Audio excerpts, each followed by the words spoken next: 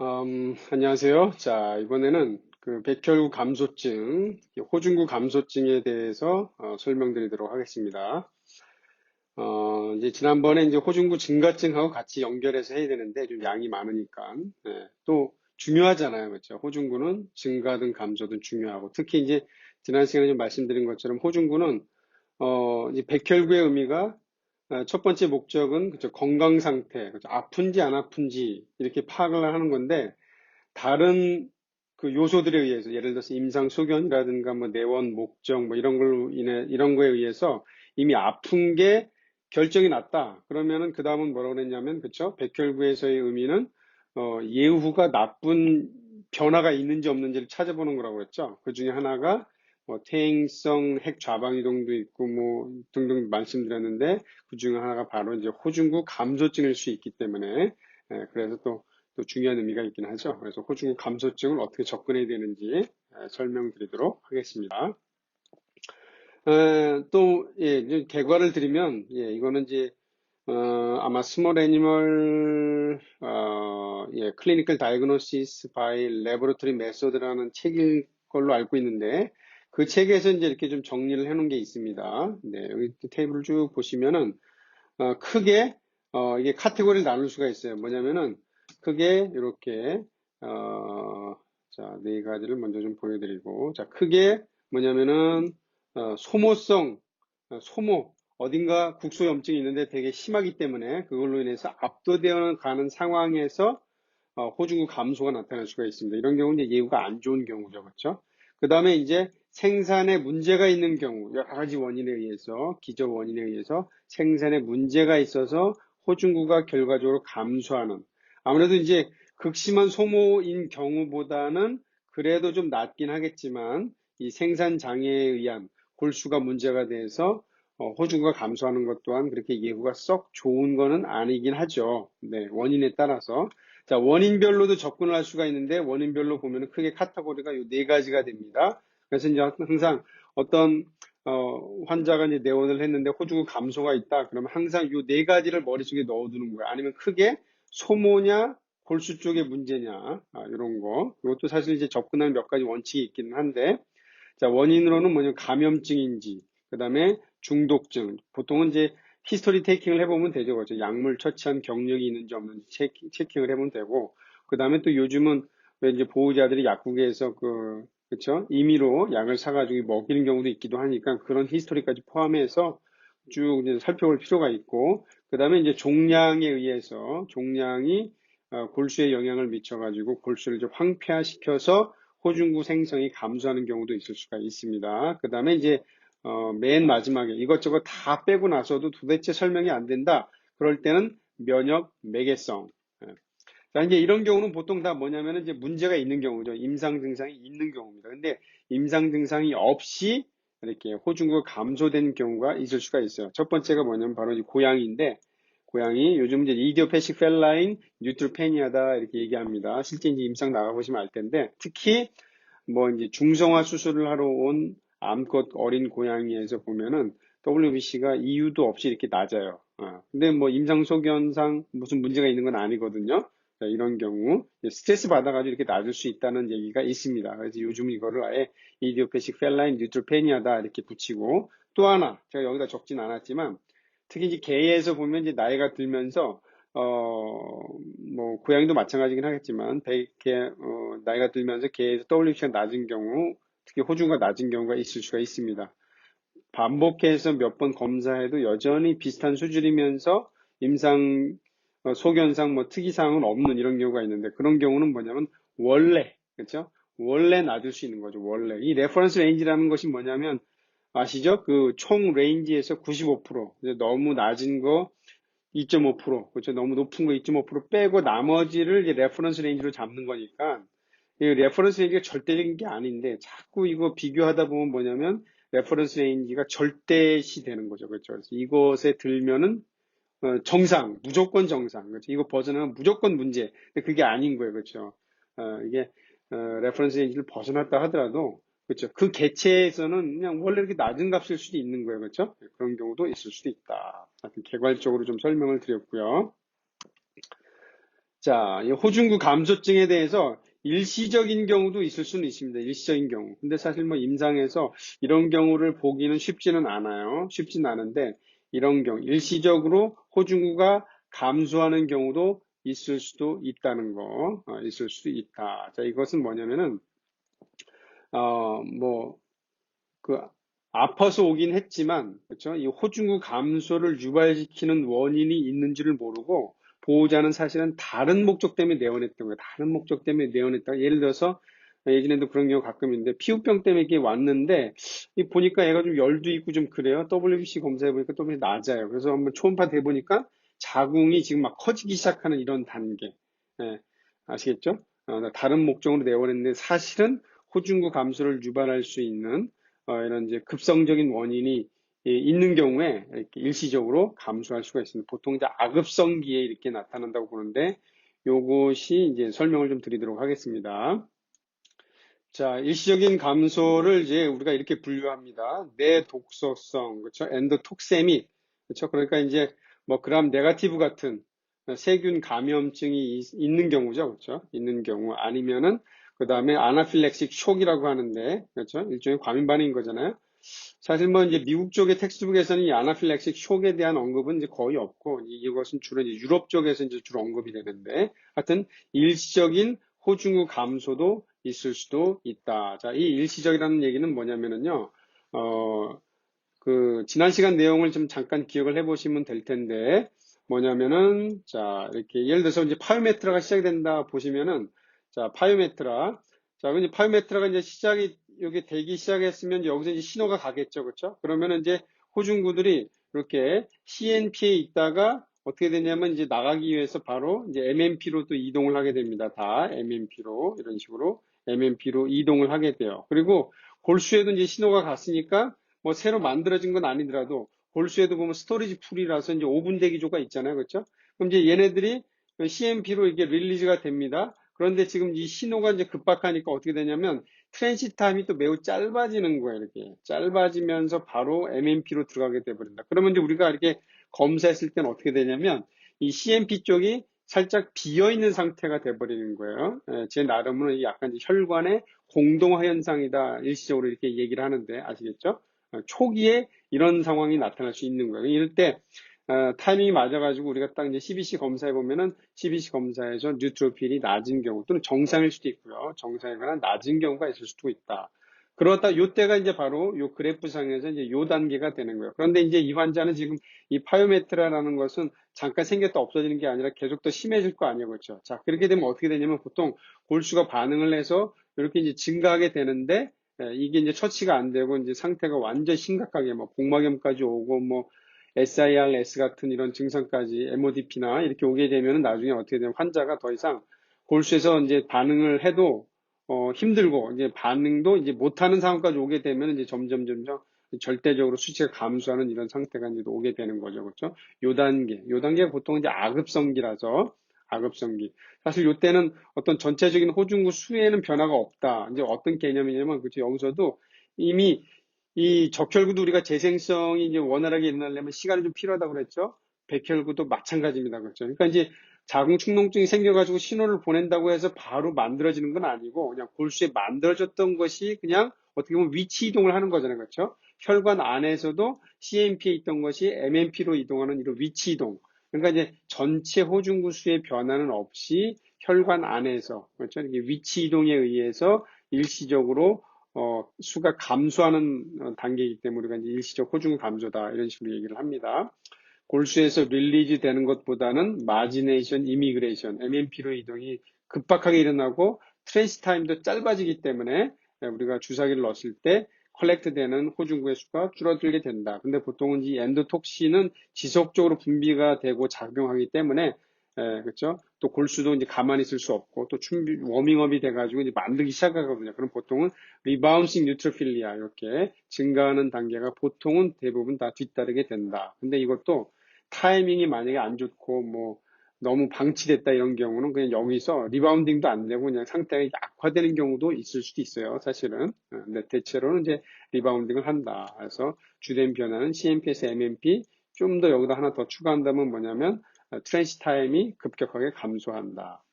자, 이런 경우는 보통 수분에서 몇 시간 이내이기 때문에 보호자가 사실은 인지하지 못하고 이렇게 병원에 데려오지 못하는 경우도 많아요. 보통은 이제 보호자가 인지해서 데려올 정도가 되면 사실은 병들이 그렇죠. 상당히 진행된 경우죠. 고양이는 그것이 한 뭐 80% 정도 진행됐을 때 내원한다 뭐 이런 얘기도 있고 개의 경우는 그렇죠. 80%까지는 안 되고 글쎄요 한 40에서 50% 정도 되지 않을까 싶어요. 그렇죠? 이제 보호자가 사실 요 단계에서 얘 지금 파이오메트라 시작되는 것 같아. 이거 알고서 뭐 병원에 데리고 와가지고 얘 파이오메트라 시작되는 것 같아. 한번 확인해 주세요. 이런 보호자는 우리가 좀 이상하게 생각해야겠죠, 그렇죠? 뭐, 그렇죠? 예, 그런 보호자는 사실 거의 없습니다, 그렇죠? 그냥 뭐 미용하러 왔는데 뭐 몸이 뜨뜻하다 그래가지고 한번 만져보니까 뭐 자궁이 커지기 시작했다든지 뭐 이런 시츄에이션에서나 로컬에서 볼 수 있지 실제로는 우리가 이제 이런 단계를 병원에서 병원에 내방한 환자에서 관찰하기는 사실 쉽지는 않습니다. 왜냐하면 일시적이니까 그렇죠? 일시적이니까. 자, 이 앞에 슬라이드가 하나 더 있었는데 제가 좀 다시 한번 보니까 좀 뒤에 가야 될 내용인데 앞에 끼어 있어서 뒤로 보냈습니다. 당황하지 마시고. 자, 그러면서 이제 환자 하나를 이렇게 소개시켜 드리겠습니다. 자궁축농증 환자였는데요. 이제 나중에 이제 리바운딩 뉴트로필리아가 나타나긴 했지만 처음에 내원했을 때는 2,400이었어요. 자, 그러면 이제 이렇게 환자가 2,400개, 뉴트로필 감소가 있으면은 생각을 하는 거죠. 그죠? 아까 앞에서 보여드렸던 심한 어, 소모가 있든지 혹시 골수에 문제가 있는지 머릿속에 염두를 해두는 거죠. 아니면 혹시 감염증이나 약물 히스토리나 종양 또 면역맥에서까지 머리에 생각을 하면서 최대한 검사 자료를 수집을 해가지고 이제 좁혀가는 거예요.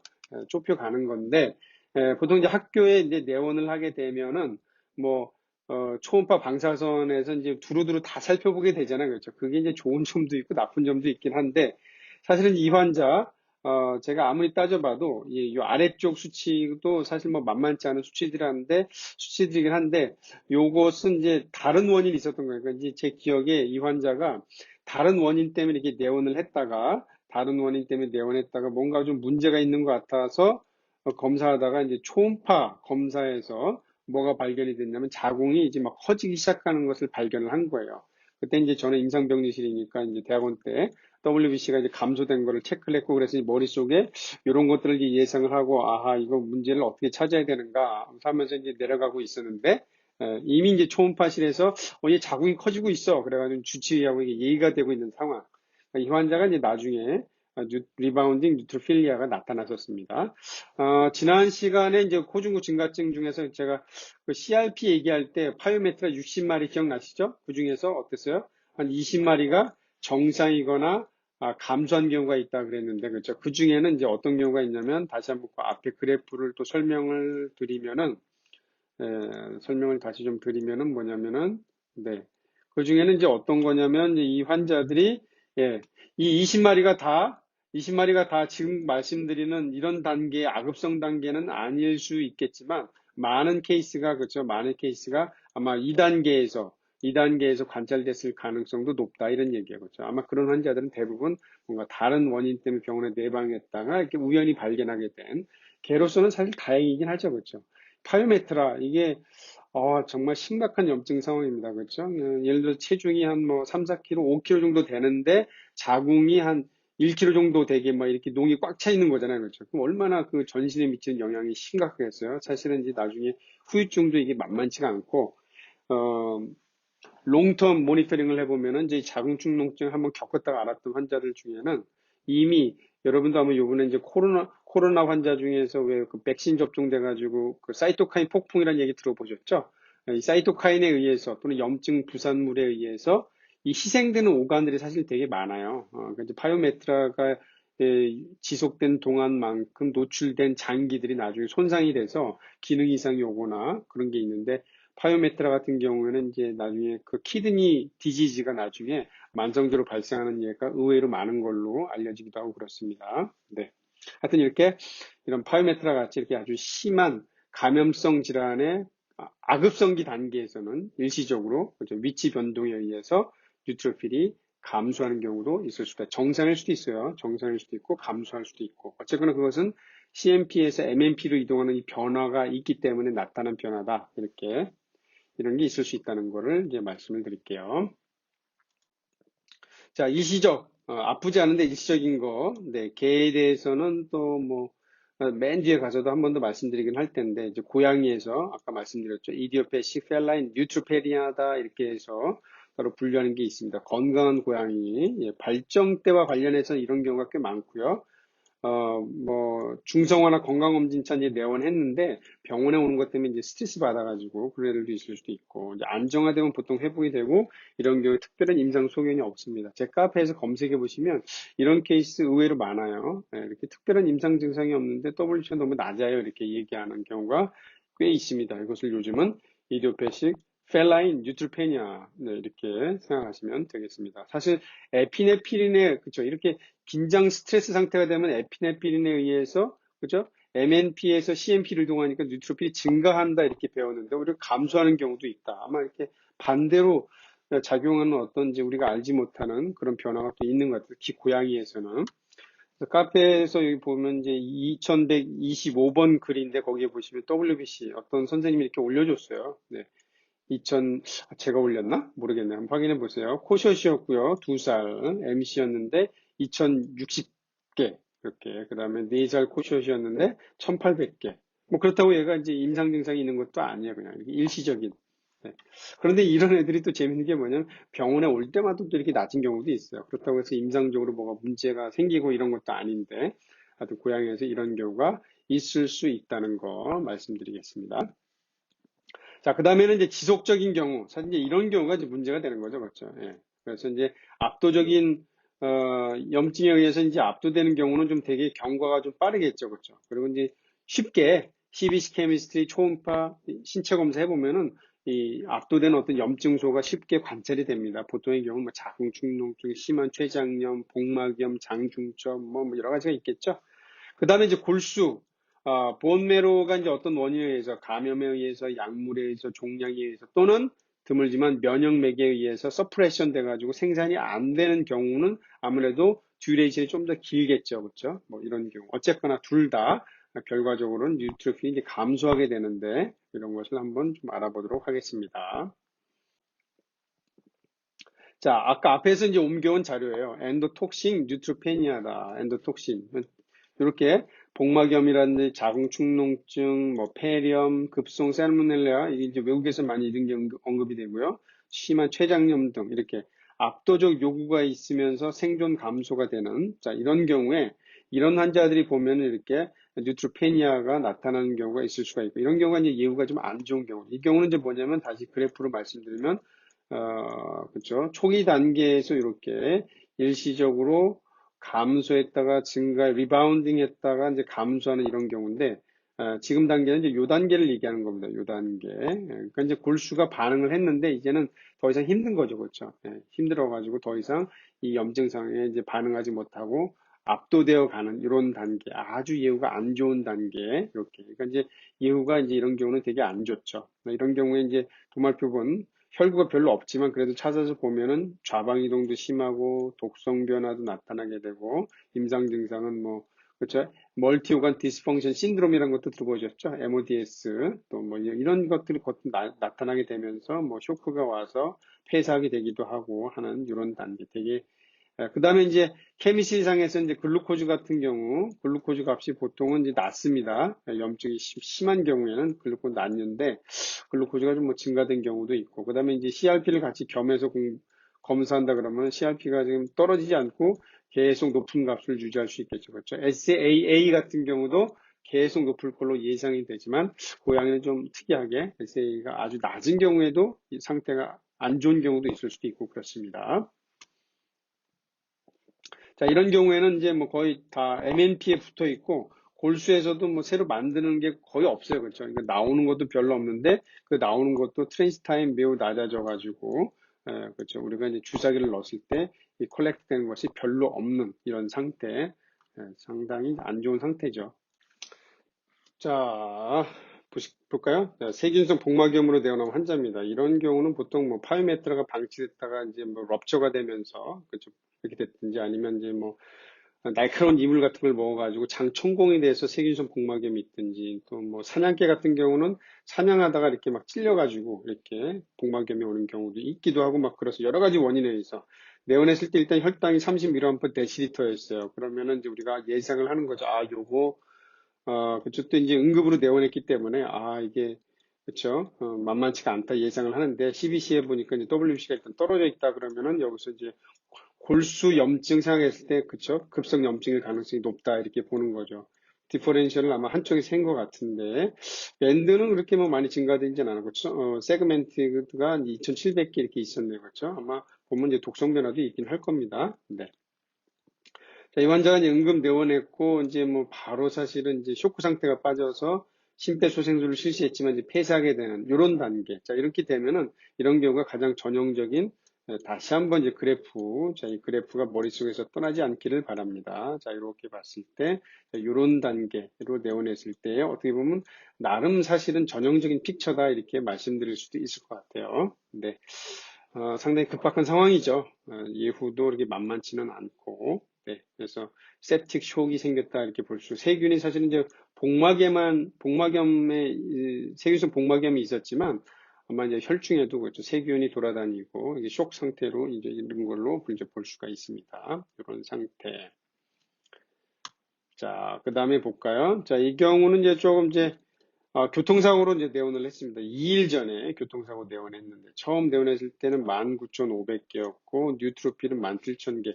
밴드 데이터가 없었는데, 글쎄요, 이게 아마 그렇죠. 조금 증가는 됐을 것 같은데, 둘째 날 오전에는 13,600개로 좀 떨어졌고요. 그 다음에 뉴트로필은 11,000개. 레퍼런스 인자는 떨어졌네요. 그렇죠. 밴드는 1,300개.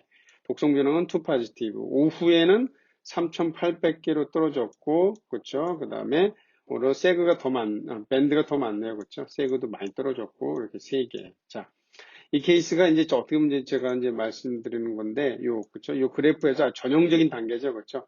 아마 지금 내원했을 때 단계는 요 단계로 봐야 되겠네요, 그죠? 요 단계로 됐다가 지금 염증이 생기면서 그 염증에, 그쵸? 염증이 압도되어 가는 상황이다. 이렇게 볼 수가 있는데, 자, 여기서 이제 하나하나 떼놓고 봐도 이제 아주 의미가 있는 건데 뭐냐면은, 앞에도 말씀드렸지만 사실은 아픈데 토탈 카운트가 레퍼런스 레인지 안에 있다. 요거 아주 조심스러운 거예요. 아시겠죠? 아플 때는 레퍼런스 레인지 안에 들어있으면 안심할 것이 아니고 이상하게 생각하고 한번 그 속을 떠들어 볼 필요가 있다. 그러면서, 그죠? 밴드가 1,000개 이상 증가했다 그러면 이게 활발한 조혈이 있었던 건데, 호중구가 참고 범위 안에 있다 이런 얘기는 뭐냐면 지금 많이 소모되고 있다는 얘기고 골수의 프로덕션이 인이펙티브하다는 얘기거든요. 그렇죠? 빨리 찾아야 돼요. 어디가 문제가 됐는지. 오후가 됐을 때 이 환자 혈수판도 감소했고 혈수판도 감소했다 그러면 이건 뭐냐면 보통 이제 아시죠? 네, 이런 게 보통 DIC. 예, 보통 이 DIC를 우리가 이제 로컬에서는 속칭 뭐라고 그러냐면 death is coming이다 이런 식으로 얘기를 하는 거예요. DIC가 이제 보통 사인이 돼가지고 이제 그렇죠. 지금 말한 것처럼 DIC 상황이 되는 거죠. 나중에는 이제 전형적인 퇴행성 핵 좌방 이동 패턴도 나타날 정도로 아주 심하게 염증이 압도된 이런 상태였던 것을 볼 수가 있습니다. 췌장염인데 아마 그제 교통사고 나면서 이게 이제 속발로 아마 일어나지 않았는가 싶어요. 네. 자, 그 다음에 이제 염증과 관련된 경우 말고 이런 경우는 이제 에스트로겐은 이제, 여러분들이 그 빈혈할 때도 여러 번 제가 말씀을 드렸죠. 사실 근데 실제 그렇게 빈도가 높은 건 아닌데, 어떻게 보면 이제 골수 독작용, 그렇죠. 골수 서프레션의 원인으로서는 가장 티피컬한 케이스라서 제가 이제 자주 보여드리긴 하는데, 실제 그렇게 많지는 않습니다. 자, 어떤 환자가 내원했는데 WBC 500개네요. 퍼 마이크로 리터당. 빈혈도 이제 마드리탁에 있고 아마 혈수판도 떨어졌을 텐데 혈수판 수치는 원로 사라져 버렸네요. 그렇죠? 근데 참고로 이 모든 이 슬라이드의 플레이트는 그냥 뭐 제가 골라서 한 게 아니고 요즘 기능이 좋아져서 이게 또 자동으로 이게 찾아주잖아요. 그렇죠? 거기서 제가 고른 겁니다. 자, 증상 구토설사 식욕부진으로 내원했네요. 9살. 자, 4월 달에 잠복고환 수술을 했다고 하네요. 수술을 했다? 네, 근데 사실 잠복고환 수술이 이게 이제 보호자가 이제 이게 기억을 이렇게 하고 있어도 이게 명확하지 않고 실제로 행해지지 못한 경우도 있기도 하고 그래요. 근데 보니까 이 환자가 이제 복강 안에 이제 메스가 있었는데 6월 13일에는 이제 폐사를 했습니다. 그래서 이 환자가 뭐였냐면, 사실은 잠복관이 이제 종양화된 게 하나 있었던 거예요. 종양화된 게. 잠복관은 사실 이제 놔두게 되면은 대부분 그 종양성 증식을 하게 됩니다. 그런데 아주 낮은 비율로 이 종양에서 에스트로겐이 분비가 되는 경우가 있어요. 근데 에스트로겐이 분비가 되면은 골수 독적이 아주 심해서 일단 혈수판 감소가 바로 나타나게 되고, 뉴트로필은 골수에서 다 빠져나오면서 일시로 증가하다가 감소하게 되고, 그 다음에 이제 적혈구는 좀 라이프 스팬이 기니까 시간 좀 걸려서 이제 빈혈도 오게 돼서 어떤 시점에서는 이제 범혈구 감소가 오게 되는 이런 상황. 그러니까 이 환자가 지금 내원했을 때 범혈구 감소인데, 이 얘기는 뭐냐면 상당히 에스트로겐 톡시시티가 상당히 오랫동안 그 에스트로겐이 노출이 돼가지고 톡시시티가 상당히 진행된 상황에서 내원했다. 이런 경우는 좀 되게 예후가 안 좋아요, 사실은. 네.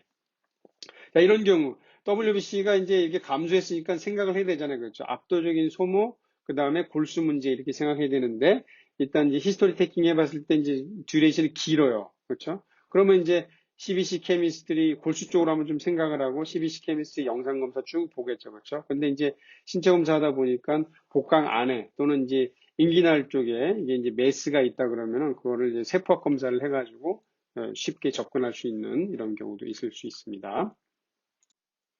네, 지금 좀 보여드리는 것도 이제 종양 케이스이긴 한데, 예, 사실은 이제, 그쵸. 이 압도적인 염증, 뭐, 급성 췌장염, 복막염, 뭐, 파요메트라 이런 경우는 어떻게 보면 진단이 좀 수월하잖아요. 그쵸? 근데 이제 골수 쪽에 문제가 되는 경우가 사실은 좀 복잡하고 어렵고, 또 좀 경험도 좀 많이 필요하고, 그런 부분이기도 좀 합니다. 그래서 그나마 이제 로컬에서 볼 만한 케이스를 제가 이제 설명을 드리는 건데, 자, 어떤 리트리버가 9살인데 내원했습니다. 증상은 무기력, 체중 감소, 이렇게. 자, 이렇게 좀 비특이적인 임상 증상 3개, 식욕 감소, 무기력, 체중 감소, 이렇게 내원했다 그러면은, 요거 뭔가 좀 무서운 것이 있겠다, 이렇게 이제 예상을 하는 거죠. 영상 검사에서 보니까 이제 간 비장도 종대됐고, 점막이 창백했기 때문에 빈혈도 있겠고, 이제 예상할 수가 있는 거죠. CBC 검사했는데, 보니까 빈혈이 있습니다. 재생은 잘 안 되더라고요. 재생은 잘 안 되고, 혈수판도 절대 수치로 19,000개까지 낮아졌습니다. 자, 이 정도 되면 이제 뭐 점성, 반상, 출혈 뭐 이런 거 있겠죠. 자, WBC도 5,800개였는데 디퍼런셜 해보니까 뉴트로필이 800개밖에 안 돼요. 그런데 예, 감소했으니까 이제 그 머릿속으로 생각하겠죠. 그렇죠? 요런 그쵸 카테고리가 있지. 두루두루 살펴보자 하는데 도말표본 간별 계산하다 보니까 그냥 바로 진단이 된 뭐냐면 이 블라스트라고 표현한 거 이제 이게 지난 시간에도 한번 이제 보여드렸던 것 같은데 그렇죠? 네, 이제 백혈병 환자였습니다. 도말표본상에서 암세포로 추정되는 세포들이 되게 많이 관찰이 됐어요. 그래서 바로 진단이 된. 자, 이런 경우는 뭐냐면 종양에 의해서 그렇죠? 원발 종양에 의해서 그 골수가 황폐해진 거죠. 그렇죠? 특히 이렇게 급성 백혈병인 경우에 최소한 이렇게 바이사이토페니아가 보통 나타나게 됩니다. 급성 백혈병은 진행도 빨리 진행되면서 예후도 안 좋기 때문에 급성이라고 하는 건데 이런 경우에 보통 보면은 이렇게 짧은 시간 안에 혈수판 감소 그리고 비재생성 빈혈이 보통 나타나게 돼 있고 어떤 경우는 이렇게 호중구 감소까지 있어서 판사이토페니아가 나타나는 경우가 있을 수도 있습니다. 그때도 한번 말씀드렸는데 백혈병에서는 WBC 모든 값이 다 나올 수 있다고 그랬죠. 그렇죠? 아주 극단적으로 높은 값은 당연히 백혈병을 생각해야 되겠지만 정상이거나 감소하는 경우에도 백혈병을 염두는 해둬야 된다 이런 얘기야. 염두는 해둬야 된다. 이 환자는 자, 이런 논리적인 접근과, 그쵸, 임상 소견에 기초한 접근을 하려고 이제 만반의 준비를 하고 있었는데, 그냥 간별 계산하다 보니까, 그러니까 루틴한 검사를 하다 보니까 이게 발견된, 이 루틴한 검사가 되게 중요한 겁니다. 소화기가 있으면 당연히 기생충 검사, 바이러스 검사, 분변 검사 하는 거 되게 중요하고, 그쵸, 뭐 이런 식으로. 이 루틴한 베이직한 검사에서, 여러 가지 카테고리로 사실 막막하잖아요. 그러면 이제 베이직한 루틴한 검사에서 이렇게 쉽게 또 결론이 나는 경우도 있을 수가 있습니다. 루틴한 검사를 성실하게 잘하는 것도 아주 중요해요. 그러나 또 한 가지 뭐냐면 루틴한 검사에서 관찰이 안 됐어요. 그렇다고 해서 이건 아닌가 보다 이렇게 또 생각하면 안 되죠. 그렇죠? 임상 증상이 뭔가 지시하는 게 있다 그러면은 좀 생각을 해야 돼요. 그래서 음성이 나왔다 그러면은 그거를 보충할 수 있는 또 다른 검사를 이제 생각을 해야 되는 거지. 이거는 루틴한 검사에서 아니니까 그렇죠? 처음에 예상했던 질병은 아니과 이런 식으로 또 접근하면 안 되는 거고. 네. 그 다음 환자는 여러분들이 방사선에서 다발성 골수종은 아마 또 거의 뭐 모범, 티피컬한 이그젠플로 이제 공부를 하게 될 겁니다. 본 라이시스가 있는 소견의 아주 전형이죠. 다발성 골수. 이것은 이제 다르게 말씀드리면 뭐냐면, 자, 그 면역 글로불린을 만드는 세포가 무슨 세포죠? 네, 형질세포. 그렇죠. 형질세포의 악성 종양이다. 이렇게 보시면 되는데, 이것이 다발성으로 생기는 거야. 다발성으로 골수 여기저기저기에서 이 암세포가 증식이 돼가지고, 방사선상에서 보면 가장 전형적인 건 뭐냐면 이렇게 추골, 경추의 각 추골 바디에서 라이시스가 나타나는 게 가장 전형적이고, 몸 여기저기에서 라이시스가. 물론 이제 그렇다고 해서 반드시 다발성 골수종은 아니고, 어떤 경우는 이제 림프종도 뭐 이렇게 나타날 수도 있기도 하고 그러지만, 그래도 이제 일단 다발성 골수종이 좀 더 빈도가 높은 편이긴 하니까. 자, 이 환자가 이제 내원을 했는데, 자, 이 환자도 처음에는 이제 다발성 골수종인 건 몰랐겠죠. 검사했는데 보니까 WBC가 상당히 낮아져 있었고, 혈소판도 떨어졌고, 보니까 빈혈은 아직은 없네요. 그렇죠? 혈소판은 뭐 도말표분에서 한번 이제 평가도 필요할 텐데, 자, 이렇게 3100 상당히 낮아져 있었습니다. 그러면 이제 듀레이션도 보는 거죠. 급성적이냐, 그렇죠? 급성이지 않느냐 이렇게 봤는데 급성적이지도 않았던 거예요. 그럼 골수 쪽에 문제겠구나. 그러면 이제 루틴한 검사가 들어가는 거죠. 도말 부분도 보고 그다음에 영상 검사도 한번 해보고 그렇죠? 케미스트리 검사하게 되면 보통 이런 환자들은 이제 토탈 프로테인이 증가하는 경우가 좀 많이 있기도 하고 그래요. 아까 이 멀티플 마일로마가 어떤 무슨 세포의 종양이라고 그랬죠? 네, 형질세포, 면역 글로불린을 만드는 형질세포의 종양이다 보니까 이 멀티플 마일로마에서는 이제 비정상적인 글로불린을 많이 만들어내서 특히 글로불린이 꽤 많이 증가하는 경우가 있어요. 글로불린 보통 어퍼 리밋을 한 뭐 4에서 뭐 5g 데시리터 정도로 보는데 뭐 한 7, 8 어떤 경우는 한 10g 데시리터까지 증가하는 이런 경우가 있을 수가 있습니다. 근데 케미스트에서 만약에 이게 증가했다 그러면 이제 예상을 할 수가 있죠. 요거 어, 브로드하게는 이제 림프 증식성 질환이 있겠다 예상할 수가 있지만, 또 스페시픽하게는 이제 멀티플 마이eloma 가능성도 한쪽으로 염두를 해두는 거죠. 네. 그런 다음에 이제 영상 검사하는 걸 봤을 때 이제 라이시스가 보인다 그러면 또 여기 사이톨로지 검사를 해가지고 샘플링을 해서 이제 확정적으로 진단을 내리기도 하고 그렇습니다.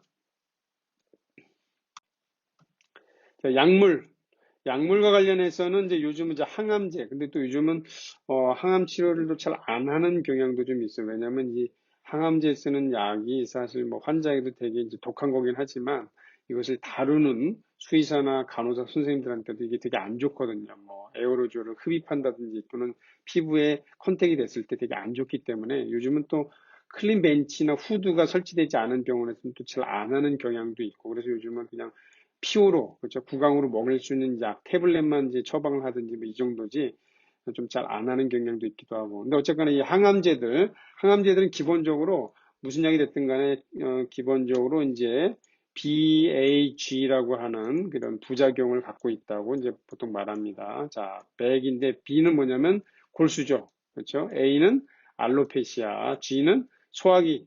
네, 그래서 기본적으로 다 이 세 가지가 있는데 약에 따라서는 그렇죠. 이 세 가지 중에서 어떤 특정 부분의 독성이 좀 더 강한 게 있습니다. 네. 그래서 아마 이제 뭐 항암 처치 들어간다 그러면 이제 아마 들어보셨을 거예요. 그렇죠? 항상 CBC 검사에서 호중구나 홀혈소판 낮은지 꼭 체크를 해야 된다. 그렇죠? 그래서 온콜로지 책을 보면은 이 프로토콜 중에서 이렇게 CBC 케미스트리에서 특히 이제 호중구가 수치가 어느 정도 떨어지게 되면은 폐혈증 도 예상할 수가 있기 때문에 예방 차원에서 뭐 약 투여가 또 항생제 투여도 필요하고 뭐 일단 항암제 처치를 뭐 좀 연기해야 되고 뭐 이런 얘기가 나옵니다. 자, 여기에 들어가는 약제 중에 이제 대표적인 게 이 세 가지. 자, 여기 보니까 오타가 있어서 제가 고쳤습니다. 빈라신, 빈크리스틴인데, 이런, 그 다음에 아드리아마이신, 독소루비신, 예, 트레이드 네임하고 제네릭 네임하고 이제 완전히 예상이 안 되는 경우도 있기도 하고 그래요. 그렇죠? 그다음에 사이톡산, 뭐 사이클로포스파마이드 같은 이런 약물들 투여 경력이 있다 그러면은 당연히 이걸로 인해서 호주구 감소가 올 수 있다. 실제 케이스를 보시면은 자, 보통 이제 1주나 2주 간격으로 이제 그 항암제 처치를 맡게 되는데 꼭 CBC 검사를 먼저 해야 됩니다. 11월 27일 날 맞았을 때 이 정도였는데 12월 13일 날 2주 만에 왔는데 보니까 이게 떨어졌어요. 그러면 이렇게 조심스러운 거죠. 그렇죠? 그 다음에 보시면은 1,400개로 떨어진 거예요. 자, 이러면은 이제 안 되겠죠. 그죠? 더 이상 진행하면 안 되고 일시 중지. 그 다음에 보강을 좀 하는 거죠. 그죠? GM-CSF, 그렇죠? 그래뉴로사이트, 모노사이트, 콜로니 스티뮬레이팅 팩터 그래서 과립구개, 단핵구개를 분열 증식 자극하는 그런 이제 조혈 인자고요. 그다음에 항생제 투여하고 야마무시 다케라고 하는 이게 아마 상황버섯인가요? 뭐 이런 상황. 왜 뭐 노루 궁뎅이 버섯 뭐 이런 버섯류들이 보면은 이제 항암 효과가 있다라는 그 얘기도 좀 있고 그러잖아요. 그렇죠? 자, 그 다음 주에 와가지고 WBC가 11,200개로 증가해서 다시 또 이제 항암제 투여가 개시가 되고 뭐 이런 스토리가 있었던 환자입니다. 네. 그 다음에는 이제 골수에도 아까 이제 감염이, 그러니까 이제 감염은 두 가지인데 뭐냐면은 골수에도 작용하는 감염증도 있고, 그 다음에 아까 이제 파이오메트라나 뭐 이런 경우처럼, 그쵸? 이제 급성적으로 극심한 소모를 유발한 이런 경우도 있고, 이제 두 가지 경우인데, 에, 자, 이 감염체로서 알려져 있는 것은 바이러스 중에서 뭐 파보 바이러스, 개고양이 공통이고요. 그 다음에 고양이에서는 뭐 FLV, FIV, 에서도 문제가 되고 또 톡소플라즈마 고양이에서 문제가 될 수 있고 거의 보기 힘들죠. 자, 엘리키아 감염증도 이제 뭐 이 전라도나 저 경상도 쪽에서는 그렇죠. 이게 가끔씩 이제 내원을 합니다. 이렇게 코피 흘리고 내원해서 보면 혈소판 감소, 호중 감소, 어떤 경우는 범혈구 감소까지 이게 내원한 있는 이런 환자들도 있을 수가 있습니다. 자, 또 이제 노파심에서 또 하나 말씀드린다. 아까 제가 이제 다발성 골수종 얘기를 드렸죠. 그렇죠? 자, 이런 환자들 비정상적인 면역 글로불린이 만들어지기 때문에 글로불린이 증가하게 되는데, 그렇다고 해서 글로불린 증가가 있으면 또 항상 멀티플 마이엘로마냐? 또 그건 아닌 거예요. 그렇죠? 이런 감염체들에 노출이 되면은, 그렇죠? 노출이 돼도 역시 글로불린 증가가 있게 되죠. 그렇죠? 이런 환자들이 있는 경우에도 글로불린 증가가 있을 수 있다는 것도 먼저 말씀을 드리고, 자, 이 파브 바이러스 같은 경우에는 뭐 파이오메트라 같은 이런 성격은 아니어도 이 파브 바이러스 자체가 어때요? 골수에서 빠르게 증식하는 세포, 그다음에 장상피, 림프계 조직들에 대해서 되게 그렇죠? 뭐 친화성이 높으면서 그 세포들을 또 빠른 시간 내에 손상시켜 버리잖아요, 그렇죠? 그래서 이런 환자들은 보통 보면은 이제 리바운딩이 사실은 거의 못 되고, 그렇죠? 보통은 이제 이런 식으로 될 텐데 리바운딩이 되지 못하고 그냥 이미 내원했을 때 이렇게 압도가 되면서 그렇죠. 이 상황을 벗어나지 못하게 되는 경우도 있기도 하고 그러죠. 네, 바브 바이러스 이제 개에서 네. 자, 뭐 이런 경우 감염증이 있을 수가 있다. 자, 그러면 자 한번 볼까요? 자, 그다음 케이스. 자, 어떤 개가 이제 내원을 했습니다. WBC가 보니까 2,200개로 상당히 낮아져 있고 세그도 뭐 800개 겨우 관찰한 거고 혈소판 35,000개 아까 제가 말씀드렸죠. 코피 그렇죠? 그다음에 점상 반상 출혈 이런 게 나타날 수가 있습니다. 그다음에 이제 빈혈은 아직은 없는데 그렇죠? 이게 빈혈이 사실 뭐 없다고 볼 수도 없어요. 그렇죠? 왜냐면 이게 레퍼런스 이게 넓잖아요. 원래 얘가 사실은 800개였는데 지금 이렇게 떨어졌다 그러면 이제 빈혈이 진행된 거잖아요. 그렇죠? 이런 것들도 있을 수가 있다. 이 레퍼런스가 갖는 한계죠. 그렇죠? 레퍼런스 레인지가 특히나 넓은 경우에는 그 안에 묻혀 있는 비정상적인 변화가 있을 수 있다는 것들 염두를 해야 되는데 하여튼 이런 환자에서 우리가 그럼 어떻게 엘리키아 감염증으로 가느냐 크게는 뭐라고 했습니까? 아까 그렇죠? 골수 문제 아니면은 이제 극심한 소모 염증성 그렇죠? 극심한 소모 그러니까 이제 이거를 이제 꼭 검사를 해야만 이 두 가지를 분류할 수 있는 건 아니고요. 병원에 내원했을 때 히스토리 테이킹 임상 경과 이런 걸 또 들어보면은 또 어느 정도 구분 또 간단 말이에요. 그러면 이제 진격성이지 않은 경우는 보통 본메루 쪽으로 보면 되는데 예를 들어서 뭐 얘가 이제 사냥개라든지 아니면 뭐 사냥개는 아니어도 그렇죠 이게 좀 자주 밖에 이제 야외 활동 많이 하는 개고 뭐 진드기 병력도 있고 그렇다 그러면 아하 감염증 정도로 생각을 하는 거죠. 토탈 프로테인을 검사했는데 예를 들어 토탈 프로테인이 증가가 됐다 그러면은 자 이렇게 뭐 스냅킷 현장 검사 키트로 몇 가지 감별할 수도 있고 그래요. 이제 뭐 엘리키아라든지 그다음에 뭐 아나플라즈마라든지 그렇죠. 또 요즘은 이제 바베시아 키트도 나왔고 뭐 하트웜 키트도 이렇게 하트웜도 감별이 되니까 이런 것도 이제 룰아웃 한번 해보는 거고 그렇죠. 그 중에 이제 하나 뭐, 엘리키아다 그러면은 이제, 엘리키아가 이제, 그쵸? 그 다음에 여기 라임도 있는데, 라임. 이런 게 이제 감별이 가능하겠죠. 그쵸? 뭐 이런 식으로 감별할 수도 있는 거고. 그 다음에 이제 뭐, PCR 같은 거를 이제 보내서 뭐 원인체가 있는지 찾아볼 필요도 있겠고, 그러겠죠. 그쵸? 네, 이런 식으로 접근하면 또 생각보다 또 수월한 거예요. 생각보다 좀 수월한 면이 또 있다.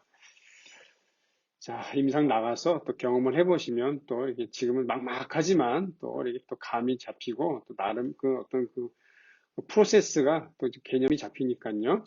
자, 약물 중에서는 뭐 알려져 있는 약물들이 되게 많습니다. 아자 같은 경우는 이제 면역맥의 치료로 이제 종종 사용되는데 고양이에서는 아주 금기죠. 왜냐면은 호중구 감소, 혈소판 감소를 유발하기 때문에 아자.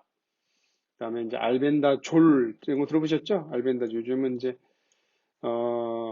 그렇죠. 알벤다졸, 펜벤다졸, 뭐 이런 거 아마 들어보셔서 알 겁니다.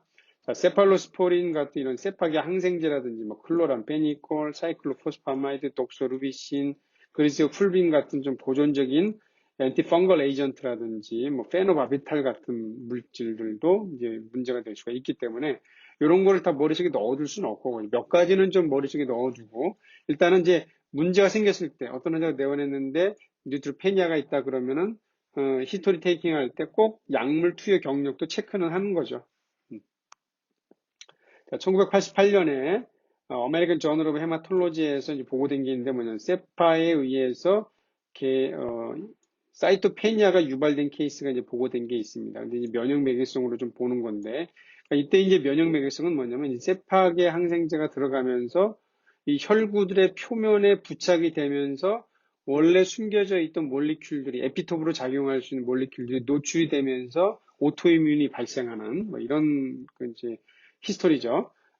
자, 이제 이런 게 보니까 에리스로사이트, 뉴트로필, 혈소판에서 혈소판 관련된 IgG가 관찰이 됐다. 뭐 이런 것 실험적으로 증명했던 논문이 1988년에 이게 이제 보고된 적이 있는데 이 세파계 항생제, 그렇죠? 더 넓게는 이제 페니실린 계통의 항생제는 되게 좀 조심스러운 면이 있죠. 그렇죠? 가끔 보면 이렇게 혈구 감소증 말고도 예상치 못한 그런 부작용이 좀 종종 있습니다. 그래서 제 생각에는 또 어떤 생각이 드냐면은 사람에서도 이 세파계 항생제 투여 전에는 이제 간단한 이제 피내 검사도 하잖아요. 그렇죠? 그런 것처럼 이 항생제를 투여할 때 이제 건강한 애들은 보통 수술 전후에 이제 또 항생제 투여하게 되는 경우가 많은데 그 전에 한번 히스토리 테이킹을 할 필요가 있겠더라고요. 그러니까 이 세파를 정말 그 태어나서 처음 주사 맞게 되는 개체들도 있고 아니면 이전에 세파경생제 맞았다가 뭔가 부작용이 있었던 환자들이 있을 수 있기 때문에 그런 환자들은 좀 조심스러운 거죠. 그럴 때는 정말 사람에서처럼 이렇게 간단한 피내 검사해가지고 한번 좀 체크해 볼 필요가 있지 않을까 뭐 이런 생각도 좀 들기도 하고 그래요. 네, 하여튼 이런 경우. 자, 만성기침 고양이에 클로람페니콜을 6주간 투여했는데 6주간 투여했더니 이렇게 된 거예요. WBC가 상당히 낮아져 있습니다. 그럼 어떻게 하면 되겠습니까? 클로람페니콜을 투여 중지하고 다른 약을 쓰면 되겠죠. 저도 예전에 이제 경기도 수의사회에서 강의할 땐가 대학원 때 어떤 원장님한테 들은 얘기인데 피부병이 있어가지고 클로람페니콜 한 2개월 정도 썼는데 이런 식으로 돼서 다른 약으로 바꾼 적이 있다는 얘기를 제가 한번 들어본 적이 있습니다. 예, 참고하시고요. 자, 그 다음에 이제 페노바비탈 들어보셨죠? 자, 요즘은 이제 그 약이 좀 분류가 됐기 때문에 이제 함부로 쓸 수 없는 약이 됐긴 했지만 그래도 진경련제로서는 되게 중요한 약이잖아요.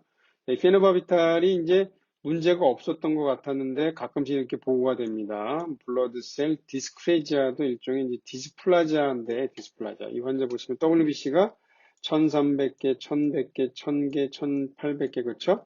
다가 이제 페노바비탈을 아마 투여 중지했더니 이제 이게 좀 회복이 됐던 다행히 이렇게 페노바비탈에 의해서도 뉴트로페니아가 유발될 수 있다는 거 네, 참고로 알아주시면 좋겠습니다. 이건 이제 우리나라에서 보고된 케이스고요. 2015년에 아자 고양이 자 이건 아주 옛날 얘기긴 한데 요즘은 다 컴퓨터로 이제 이렇게 약물명을 이제 그 입력하게 되지만 예전에는 이제 수기로 썼잖아요. 그렇죠? 기억나는데 보면 이제 선생님들이 보면 이게 막 흘림체로 막 쓰잖아요. 그렇죠? 아지 뭐 이렇게 그렇죠. 그러면은 이제 뭐 이제 그 글씨체가 익숙한 이제 선생님들 그렇죠? 간호사 선생님이나 이제 뭐 간호 보조하시는 분들은 이게 다 알아볼 텐데 또 이제 처음 오신 분들은 이게 헷갈릴 거 아니에요. 그렇죠? 항생제 중에 아지트로마이신이라는 것도 있거든요. 그렇죠? 그러니까 아마 아지트로마이신을 처방을 해야 되는데 AG가 들어갔으니까 A 그냥 아자로 이렇게 뭐 처방이 됐던 것 같은데 이거를 17일간 처방을 했는데 또 보호자가 또 약을 너무 잘 먹인 거죠. 그렇죠? 고양이 약 먹이기가 쉽진 않은데 너무 약을 잘 먹인 결과로 자, 17일 후에 내원을 했는데 보니까 뉴트로페니아가 이렇게 심하고 플레이틀릿 9만. 이때 아마 혹시 원장님은 딱 선생님은 또 예감을 했을 수도 있겠죠. 아하, 아자가 들어갔구나. 이렇게 2,700개, 1,900개 회복이 잘 안 되는데 그래도 그렇죠? 뭐 그쵸. 뭐, 이것저것 투여해가지고, 다행히 이제 살린 케이스도 있지만, 살리지 못한 케이스도 있고, 이렇게 항생제도 투여하고, GCS도 투여하고, 뭐, 등등등등 이렇게 우여곡절이 있었던 케이스도 있었습니다. 자, 그 다음에 이제 면역 매개성이죠. 그래서 이제, 극심한 소모, 그 다음에 골수 쪽에 뭔가 문제가 있는 것 같다 싶어서 최대한 찾아보는데도 불구하고 더 이상 특별한 게 없다. 이랬을 때 이제 우리가 접근하는 게 뭐냐면 면역 매개성으로 가는 거예요. 면역 매개성. 네. 4살 이탈리안 스피논이라는 이제 품종인데 우리나라에서는 보기 힘들죠? 자, 일주일간 무기력 식욕 저하, 지속적인 혈소판 감소증, 고열이 있었네요. 보통 우리가 fever of unknown origin이다 이렇게도 이제 표현하기도 하는데 PCR, 방사선, 초음파 검사 다 네거티브. 골수 검사했을 때 전 골수 세포 단계에서 성장이 억제가 돼버렸네요. 전 골수, 프로마일로사이트 단계에서 그 다음 단계가 없다는 얘기예요. 그렇죠? 그러면 이게 그 다음 아래쪽에 뭔가 그 머추레이션, 디비전이나 머추레이션, 어레스트가 있구나 이렇게 이제 볼 수가 있는데 그럼 이런 경우는 보통 우리가 이제 면역매개성 가능성을 생각을 하는 거죠. 자, 그래서 이제 이 환자 또 이런 이제 중대형 견종들은 이제 또 야외 활동도 많이 하니까 아까 말씀드린 것처럼 뭐 아나플라즈마, 엘리키아, 뭐 라임, 핫톰 이런 거 다 폐지는 해야 되겠죠, 그렇죠? 했는데도 불구하고 뭐가 관찰이 안 됐는데 예, 맨 마지막에 이제 골수 검사를 했더니 이런 소견이 있어가지고 그럼 이거 면역매개성이겠구나 생각해서 면역매개 치료를 했는데 4일 후에 아주 극적으로 개선이 됐던 이런 환자였습니다. 이런 경우 우리나라에서도 가끔 있습니다. 이제 제 카페도 보시면은 이렇게 면역맥에서 뉴트로페니아가 의심이 되는 환자들이 종종 있어요. 그러니까 그런 환자들은 또 이제 사실 이제 골수 검사가 로컬에서는 쉽지 않으니까 어떤 경우는 이제 최대한 다 배제한 다음에는 이렇게 이제 치료적 감별로 이제 한번 해보는 거죠, 그렇죠? 면역맥 치료 한번 해보고. 예. 근데 이 IMN이라고 하죠. 미니멈 메디 뉴트로페니아는 IMT하고 같이 오거나 IMHA가 같이 오는 경우도 있을 수도 있고 그렇습니다. 참고로. 자, 그 다음에는 이제 사이클릭입니다. 사이클릭. 주기적으로 체크 표시를 했는데 W가 표시가 되네요. 자, 주기적으로 이렇게 뉴트로페니아가 나타나는 경우가 아까 고양이에서는 FLB 감염증에서도 나타날 수도 있다고 그랬죠. 하여튼 고양이는 바이러스 때문에 참 힘들어요. 그렇죠? 네. 그레이 콜리 잡종 중에서 유전적으로 이렇게 사이클릭 헤마토포이스 우리나라에서 이렇게 자주 보는 품종은 아닌데 나타날 수가 있다. 리커런 뉴트로페니아 빈혈도 말려 있고 혈소판 감소증까지 있는 이게 이제 좀 타고나는 건데 이런 경우가 있을 수가 있다. 자, 보고된 예를 보시면은 자, 이런 식으로 주기적으로 뉴트로페니아가 나타나는 것을 볼 수가 있습니다. 그렇죠? 주기적으로. 자, 이런 경우는 어떻게 될까요? 그렇죠. 뭐, GCSF 검사해봐서 GCSF가 좀 부족하다 그러면 그거 좀 더 넣어주기도 하고, 아니면 이제 그 외에 여러 가지 그냥, 그렇죠. 간접적인, 보충을 해주는 거죠. 뭐, 대증 처치를 하는 것 밖에는 사실 특별한 방법은 없습니다. 자, 이렇게 해서 이제 다 설명을 좀 드렸고요. 그래서 다시 한번 정리를 해드리자면은, 어떤 환자가 내원을 했는데, 아픈 환자인데, 그렇죠? 아픈 환자인데 내원했다. 그러면 첫 번째 이제 히스토리 테이킹을 통해서 이게 이제 급성 단계인지 한번 보는 거죠. 그렇죠? 급성으로 이제 진행이 되는 단계 소견이 있는지 아니면은 이제 뭔가 좀 듀레이션이 좀 긴지 자, 이런 식으로 한번 좀 보시면 되겠고 보통 이제 급성적으로 진행된 경우는 저 파요메트라 자궁축농증 심한 췌장염 뭐 이런 식이겠죠. 그렇죠? 그런 쪽. 그다음에 듀레이션이 길다 그러면 이런 경우는 이제 본메로 쪽의 문제인데 본메로는 그렇죠. 감염증도 있을 수 있다고 그랬죠. 감염증도 있을 수 있다고 그랬고, 그 다음에 약물 같은, 이제, 톡시스티가 있는 물질에 노출됐을 가능성, 그 다음에 이제 뭐 면역 매개성도 있기도 하고, 그 다음에 종양까지도 생각을 할 수가 있다 그랬습니다. 맞죠? 이런 걸 이제 염두에 두고서 CBC 케미스트리 영상 검사 베이직 루틴을 해보고 그 다음에 이제 추가 검사 뭐 현장 키트 검사도 해보고 PCR 검사도 해보고 이런 식으로 접근을 하는 거죠. 자, 그 다음에 이제 하나 더 추가했는데 간단한 겁니다. 건강한 개체인데 개와 고양이다 이럴 때는 아까 이제 제가 처음에 말씀드렸죠. 고양이에서는 이디오패식 펠라인 뉴트로페니아가 있다고 그랬고 개에서도 뭐 이런 경우가 있어요. 이렇게 이런 경우 건강하고 반복 검사에서 낮은 수치 별다른 이상은 없다 이럴 때는 원래 아시겠죠? 아까 레퍼런스 레인지 그 한계도 말씀드렸고 개체 특이적으로 좀 낮은 애들도 있을 수 있어요. 그렇죠? 뭐 문제가 없으면 되는 거니까. 네. 마침 최근에 케이스가 이제 하나 의뢰된 게 있었는데 이거 한번 보세요.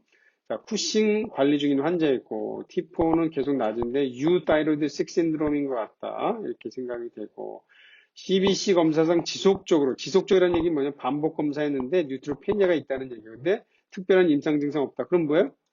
원래 그런 거야. 또는 나이가 들어서 좀 낮아진 상태로 유지되는 거다 이렇게 볼 수 있는 거예요.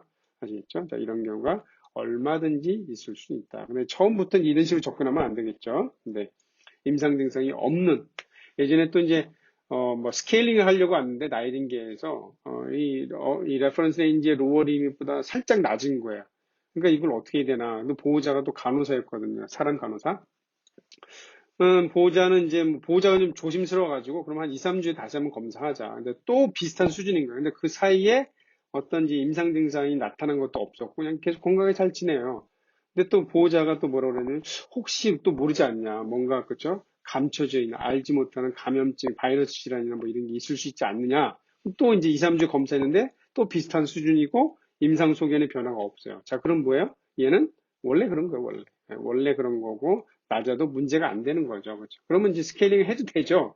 해도 되는데 이제 보호자가 안 따라오면 또 그것도 어려운 거고 그렇죠. 하여튼 그런 경우도 얼마든지 있을 수가 있다. 그 다음에 이제 아까 말씀드린 것처럼 이제 이 극심한 염증인 경우에 악읍성계는 일시적으로 좀 감소 또 정상이었다가 리바운드 뉴트로페니아가 나타나는 경우도 있을 수 있다. 아시겠죠?